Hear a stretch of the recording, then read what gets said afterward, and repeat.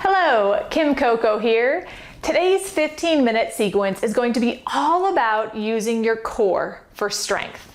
Now, I do suggest you grab 2 blocks, a smile, and an open mind as we start to build functional strength with the transverse abdominis. So that's that horizontal layer that runs at the deepest level of your core and is used anytime you move your limbs, anytime you need trunk stability, and it really is essential to help build strength to get upside down in your inversions, or if you're an athlete and play sports such as golf, this is a great practice to build a way to move from the center as well. So I'm gonna go through this 15 minutes straight.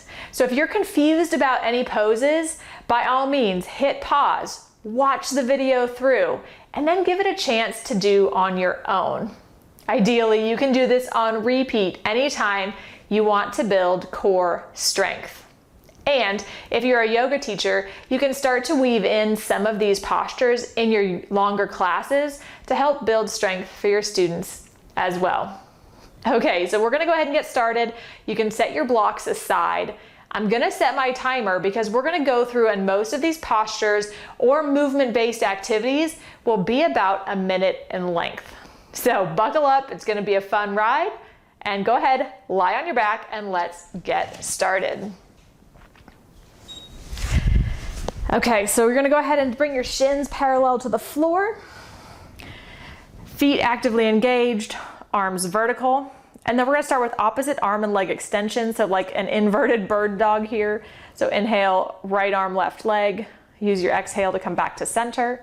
Your inhale to extend left arm, right leg, and exhale to come back to center. So just move with your breath, inhaling through the nose, opposite arm and leg extension. And notice you feel your belly button drawing in around the core, toward the belly button toward the spine.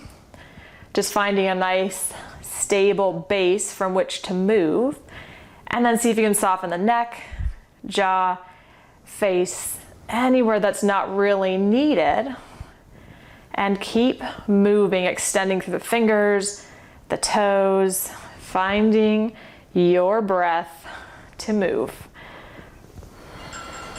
Make sure you've done both sides evenly, and then place both soles of the feet on the floor and make your way to bridge pose. So you can tuck the shoulders closer to the shoulder blades if that feels good. You can interlace if that feels good as well. Again, we're only here for a minute, so soften through the jaw, the glutes. Maybe feel the heels hug back toward the hips as the knees push away from the ribs. And feel the breath moving in and out through the nose, past the back of the throat to stimulate that vagal nerve, which will help calm the entire body.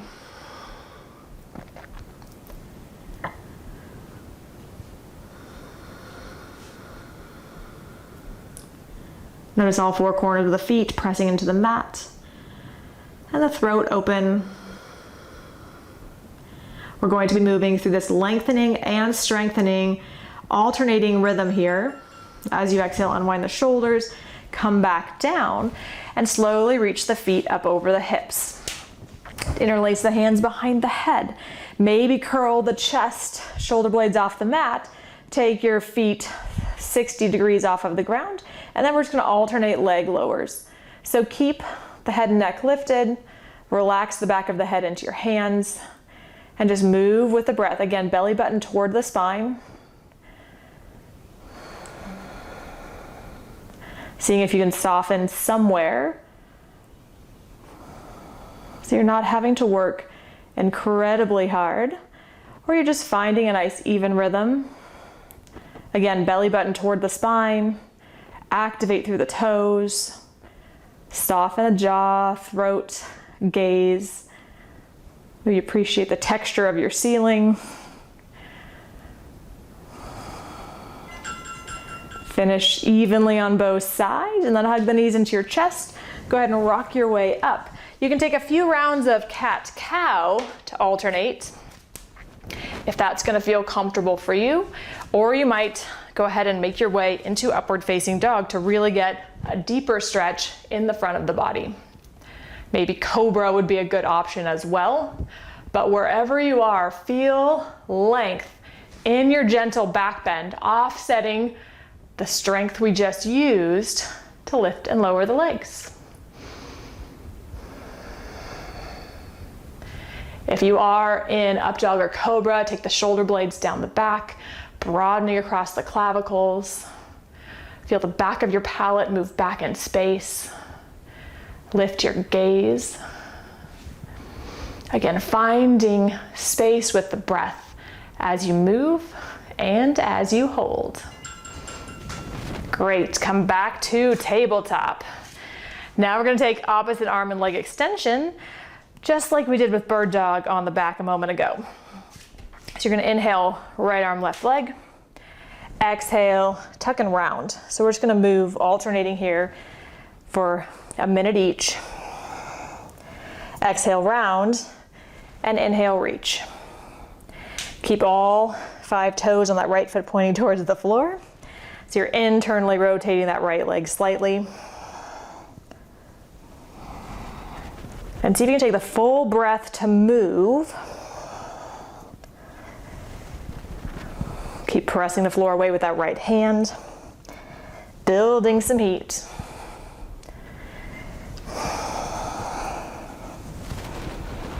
Go ahead and lower right hand, or left hand, right leg, and we're gonna switch sides. So as you're ready, take the left foot back. Lift it away from the floor and stretch the right arm long. Take a deep breath in here and then use your exhale to tuck and round. Again, moving with your breath, finding the full inhale to lengthen, the full exhale to round.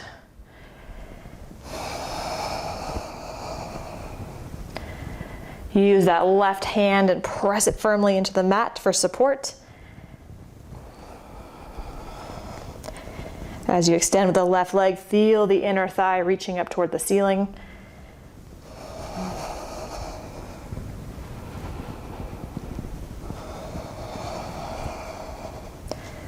Just enjoy this strength and coordination as you move, which all stems from that center point. Last time. Left knee, right hand drops. Tuck the toes under and either start to make your way to downward facing dog or child's pose if that feels better to you. Got about 30 seconds here. If you're in down dog, we're gonna move to Uttanasana in a breath or two. And if you're in child's pose, you're more than welcome to stay. So again, just listening to your own body, deciding what you need most. If you are in down dog, slowly start to make your way to Uttanasana and maybe rock a little side to side if that feels good. Taking what you need.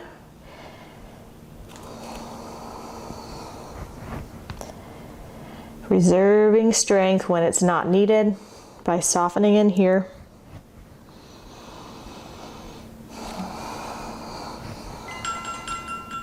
As you inhale, sit the hips down, grab your blocks. We're coming to Babushka Konasana, taking the blocks on the inside of each leg. Take your hands by your side for support. And then without leaning back as much as possible, inhale, reach the right leg up and over the block and back. Up and over with the left and back. So really building some strength in the psoas and the hip flexors, which can get a little tight and weak just based on our regular movements in life. And if the block feels like this is entirely too much, then by all means, maybe put your cell phone there and see what's gonna happen. Maybe take a pause to sit upright. Again, readjust yourself.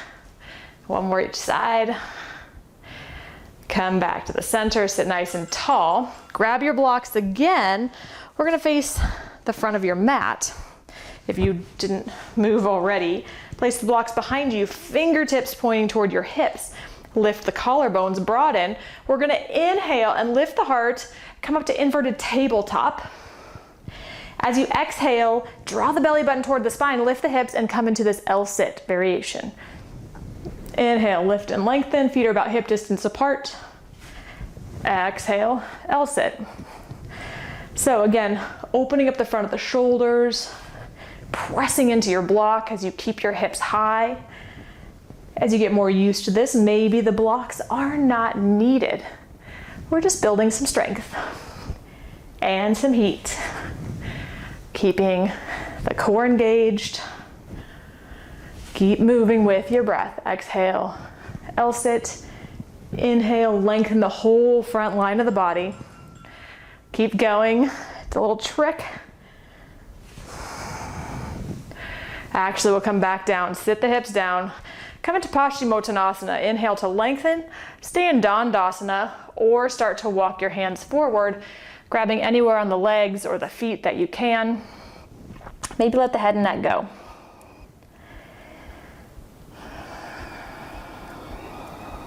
Again, keep the mouth lightly closed and see if you can allow the breath to brush past the back of the throat.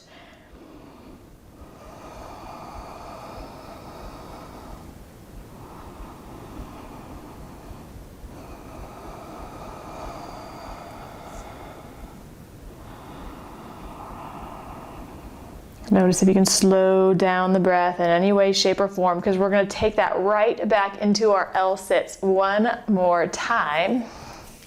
So inhale, come back up to sit. Hands on the blocks or the floor. Broaden the collarbones. Press the hands on the blocks. And inhale, lift the hips up. So same thing, one more time. Take your breath in here in your inverted table. Exhale, draw the hips back. Use your core strength. Moving with your breath.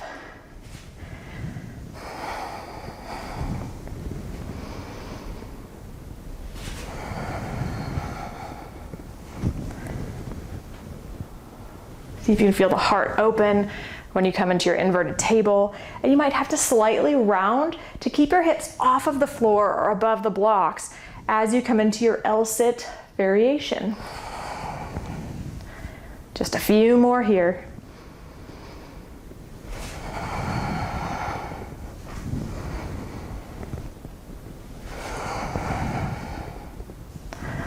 Last one, hold. Take a deep breath in. As you exhale, release the hips back down. Paschimottanasana one more time. Or sit in Dandasana. Inhale to lengthen. And use your exhale to fold. Again, round the back if you want a more passive version, more yin style. Or activate the legs, reach through the inner and outer edges of the feet. Feel the whole low back long. And move the breath in and out past the back of the throat.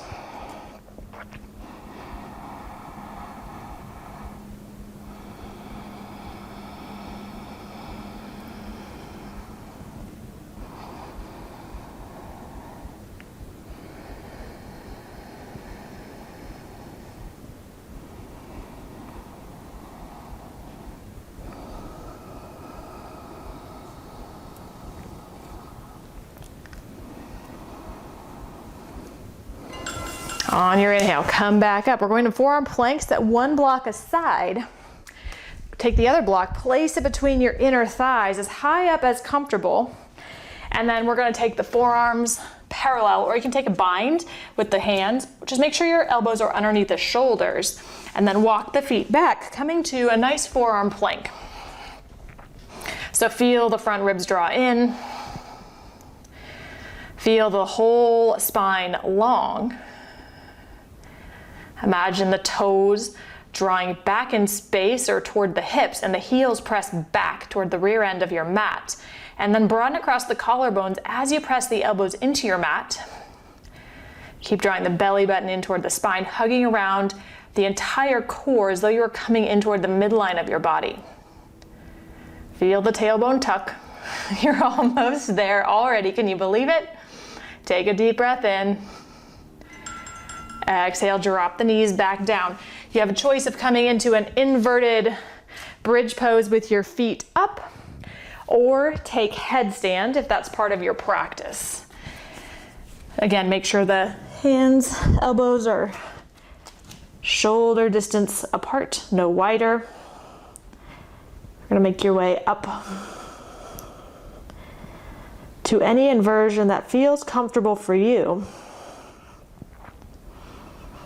Finding that rhythm of breath to slow down the brain.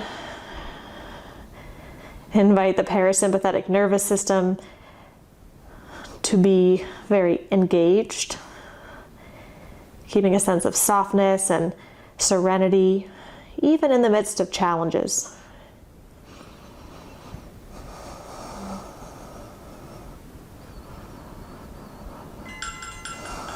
Take 2 more cycles of breath there, just because it took us a few minutes to get into this.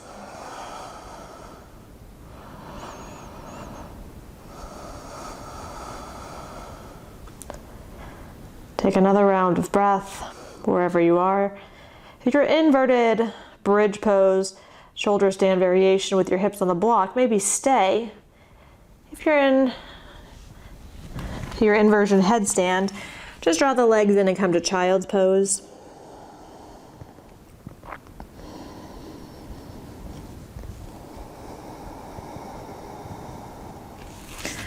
Then we're going to make the way to Paschimottanasana. So just to really give the wrists a break, flip the palms up. Imagine giving your feet a high five and just slowly even bend the knees generously here, if that feels good. If this is too much, by all means take tabletop position and just flip the wrists around so the fingertips point toward you. We got the happy little sign that we are pretty much done here with our 15-minute mark. So take another breath cycle or 2 here. Let the head and neck relax.